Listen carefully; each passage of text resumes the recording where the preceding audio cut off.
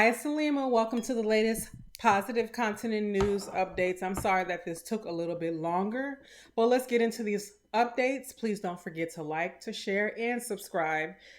Hit the notification bell so that you can be notified when the latest updates drop. Let's get into these. Who here likes shea butter? I do. All right, so if you're a shea butter enthusiast, you definitely would be excited and happy to hear about this. So there is a shea butter museum in Accra, Ghana. It is owned by a woman named Hamama. The name Hamama has Arabic origins, meaning something like a dove or a pigeon. She is a seventh generation shea butter connoisseur, cultivator.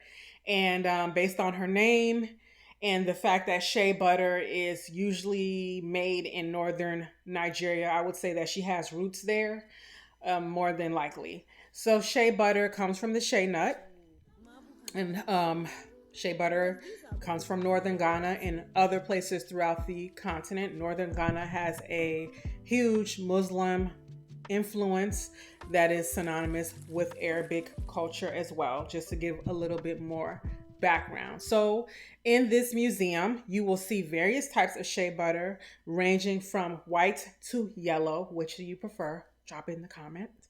I like yellow shea butter. And in various textures as well. So there's the in the chunky kind, and then there's a little bit smoother, etc. All right, so also in this museum, they talk about they have on display the different types of shea butter and where they come from in the country, but also they're selling various products. So they sell things from moringa and baobab oils. If you love baobab oil or you know about baobab, definitely put that in the comment section below. Baobab is a wonderful, beautiful oil for especially your face. It's an excellent anti-aging oil if you don't know. And baobab is our grandfather tree on the continent. It's like one of the oldest trees living on earth. Huge trees. I might insert my picture that I took with the baobab tree in Senegal. I think I'm gonna find it and insert it here just for kicks. So also they sell, like I said, the white shea butter, the yellow shea butters. They sell oil sets, herbs. They sell millet, which is commonly eaten in these northern, more desert-like countries or parts of the countries, commonly eaten by nomadic ethnic groups. Look like the Fulbe, Wadobe, Pool and Fulbe is the same thing as Fula. Different ethnic groups that are around the Sahel, they tend to eat this grain. They have edible shea butter because you can eat it depending on where it's coming from, like freshly from the nut. But okay, get this. This is what really took me out because these people, most of their products are sold out. So go ahead and I'm going to have the link to the website in the comment section.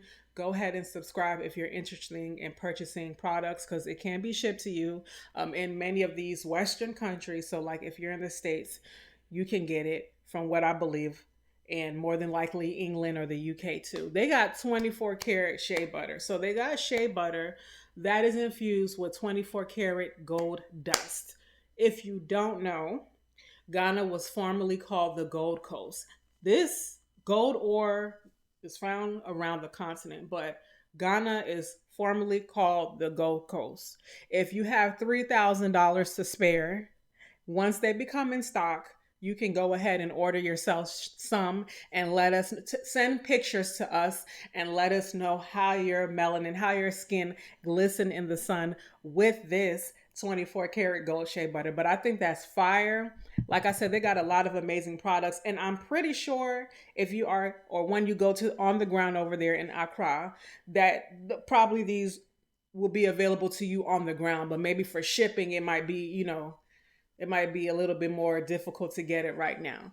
But yes, this is the Hamamat business, also called the Shea Butter Museum.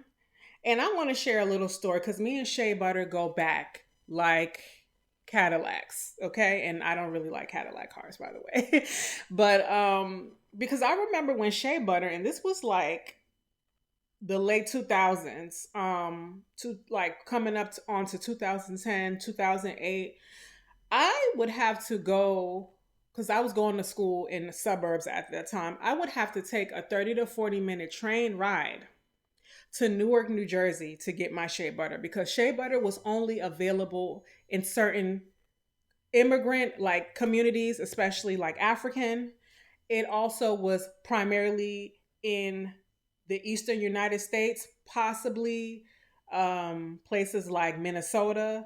And you had to go to places like the Bronx. You had to go to Bronx, New York, Brooklyn, New York, Newark, New Jersey, Philadelphia, probably Washington, D.C., Baltimore. You had to go kind of sometimes in the trenches to get shea butter. So it's just been incredible to witness this being readily available all over the country now, as far as the United States and many other places around the world, because it wasn't as easy to get to years ago. So, if you're a shea butter girly or guy, you would probably find this story cool and interesting. Link down below how you like your shea butter. I like my shea butter yellow, and I don't it doesn't have to be whipped, but I like it softer. I don't like it in chunks, but I like it softer and I like it yellow so that it's spreadable. I don't really care about having any additional scents. However, it's available, and it's cool to see rustic shea butter available in different locations, down to the gentrified shea butter that is available in like health store markets. So shout outs to Ghana, shout outs to Hamamat in her business, shout outs to Shea Butter, shout outs to the Shea Butter Museum. And that's that. So we're about to get into the next story. I love about doing this, and I know if I can delve out a little bit, I have to get over guilt of sometimes not posting as much as I want to. And I like the organicness of my process overall, because I like the stories to find me. That's sometimes why my stories or my updates might take a little bit longer, because I like the stories to find me, amongst other things, with living life and with whatever personally I have going on. All right. So, our people are everywhere, they're in all the industries. Miss Yinka Ogun B is a Nigerian, MS MBA 23.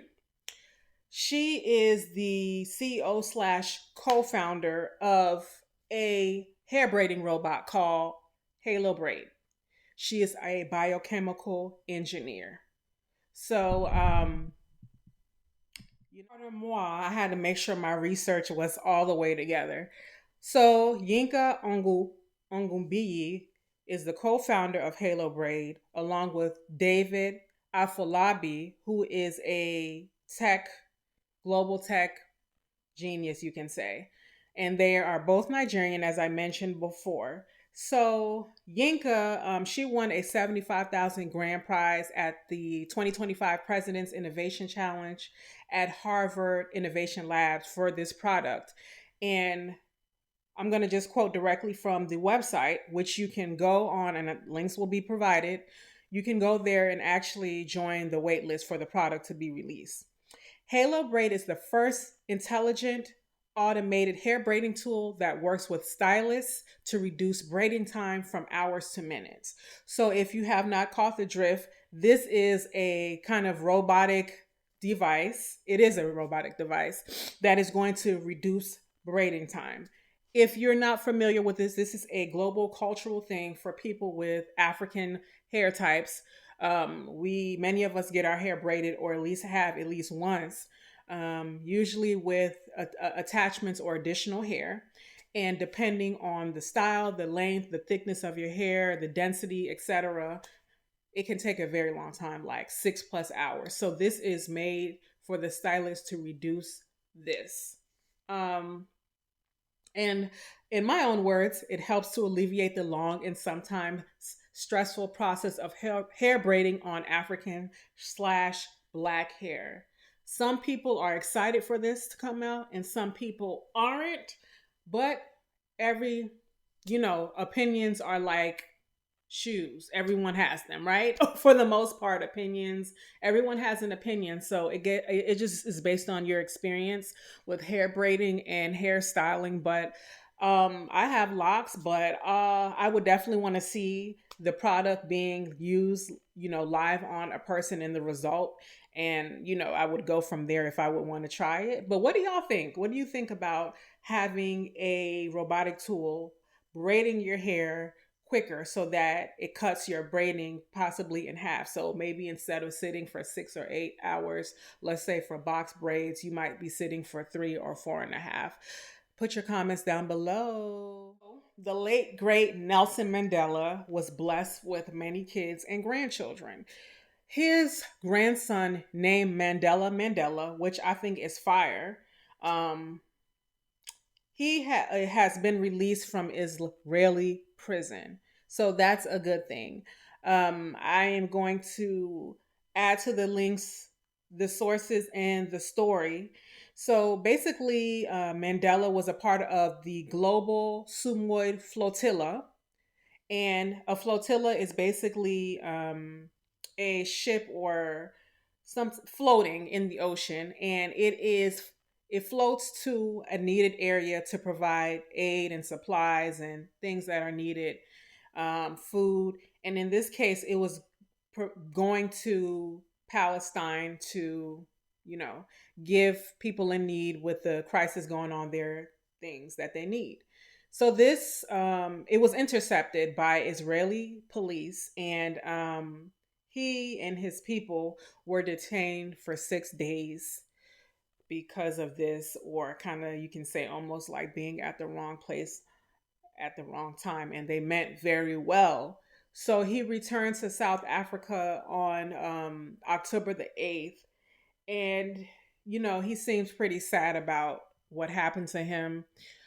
I mean, I can applaud what he did and the other people. It's just unfortunate that this happened to him in his camp. But this is a story that I just wanted to bring to the forefront, that he was released, and also to educate people about flotillas, because I never had really heard about this concept before.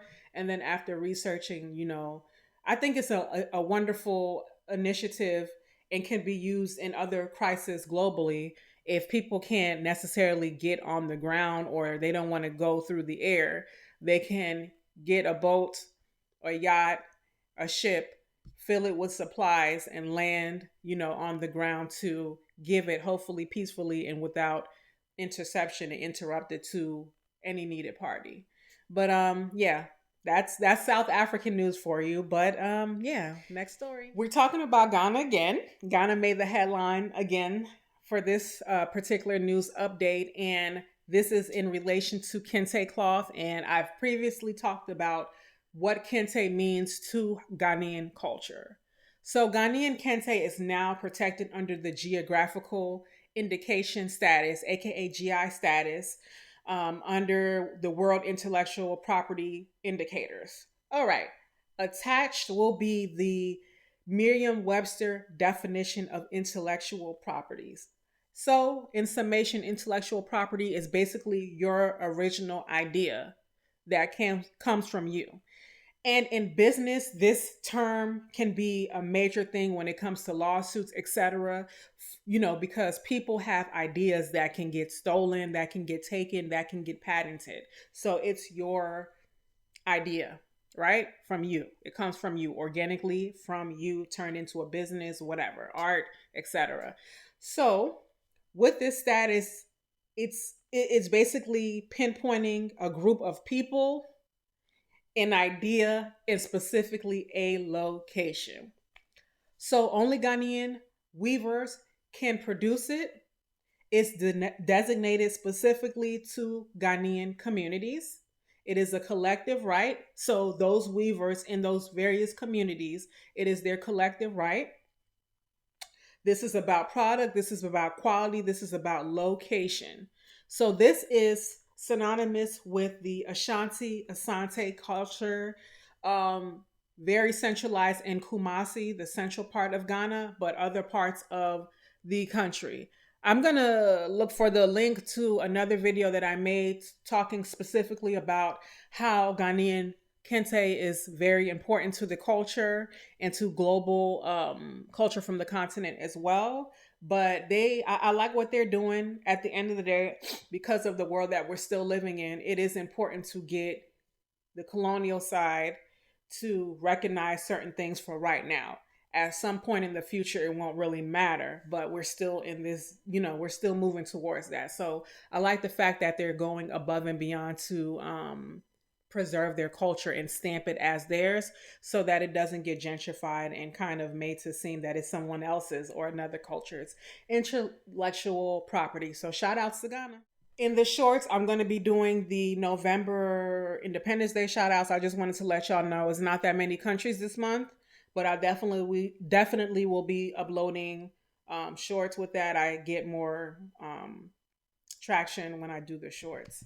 So, Village, that is the updates for today. I'm going to do my best to upload more often. I also like to work organically while I'm managing my personal life. If you have any positive stories that you want me to cover, you can also always comment. You can email me if you'd like to donate to enhancing my channel.